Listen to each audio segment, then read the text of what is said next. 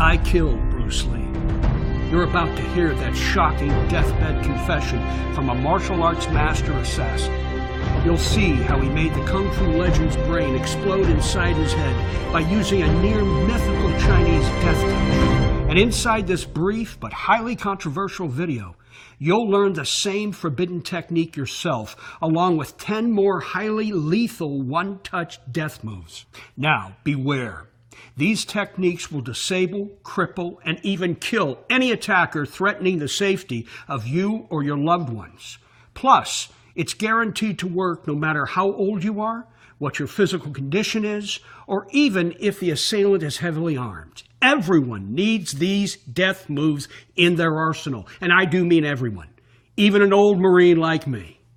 I spent 20 years in the service and saw combat more than I care to remember.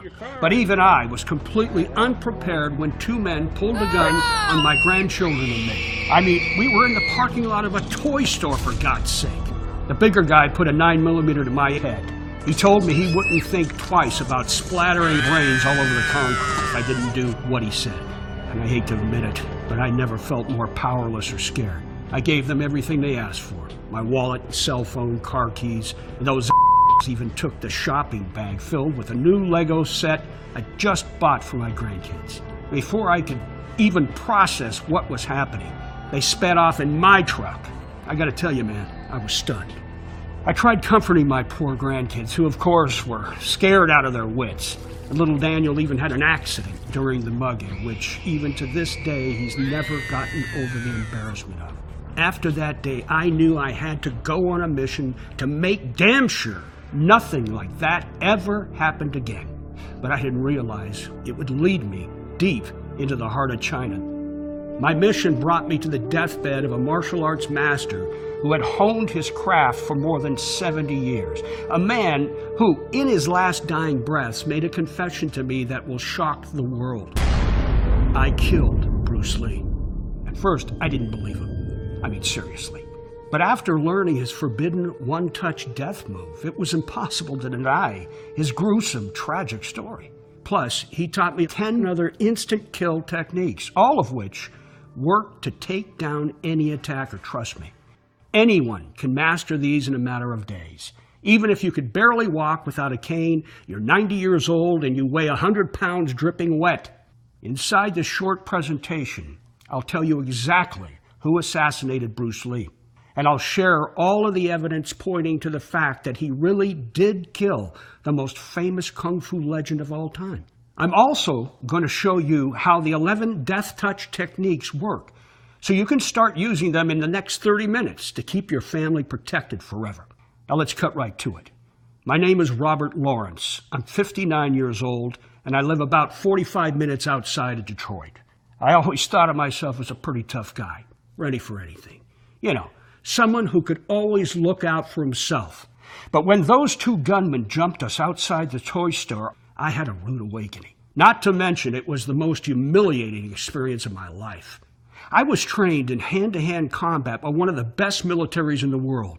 But when those guys pointed a gun at my head and another one to my 8-year-old grandson Eric's head, I was completely powerless to do anything but be a victim. In fact, the only thing worse than that horrible feeling of helplessness was the recurring nightmares Eric and his little brother Daniel suffered afterward. They didn't even feel safe walking to the bus stop anymore. And when I offered to take them out for ice cream or to go back to the toy store, they threw fits because they were too afraid. They just didn't feel safe with Grandpa anymore.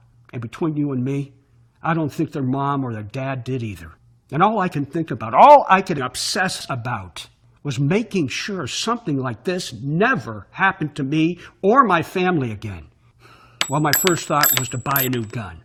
But what would that really accomplish? I already had several guns. In fact, one of them was in my truck when my grandkids and I were attacked. Of course, I could be better about carrying my gun on me at all times, but I didn't have a permit for that. Besides, even if you have a concealed weapon, when a man jumps you and points a gun at your head, he's got the advantage.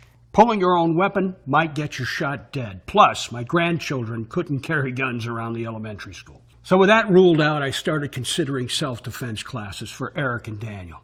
But those cost $40 a session, $320 a month. Besides, I already knew more self-defense techniques than any instructor just from my experience in the Marine Corps. And of course, there was martial arts. But the last thing I wanted to do was spend thousands of dollars and several years of my life inside a karate studio. I mean, could you imagine me with a bunch of 12-year-olds trying to eventually earn some rainbow-colored belt that a true martial arts master would just laugh at anyway? No, I just couldn't do it. So really, I was stuck. And the anxiety kept building up inside of me, day after day. I mean, if I, an ex-Marine, couldn't defend myself or my grandkids from two thugs on the street, what hope would my wife or daughter have in a similar situation? I mean, think about it. My case, the robbers only wanted my truck and my money. But what if it had been my beautiful daughter Sandra, alone in that parking lot with two gun-pointing gangsters? I shudder to think what may have happened. My worrying got so bad I couldn't sleep. It was late one night while I was lying on the sofa suffering from another bout of anxiety-induced insomnia that the turning point to all my fears and worries suddenly fell into place. Except, of course, I didn't realize it at the time. It was around 3:30 in the morning, and I was staring at an old Bruce Lee movie on TV. I was mesmerized by the way Lee moved, his incredible physique and skills. It actually made me feel better. I remember how much I admired him when I was growing up as a kid, how he seemed so invincible, like no one in the world could ever defeat him.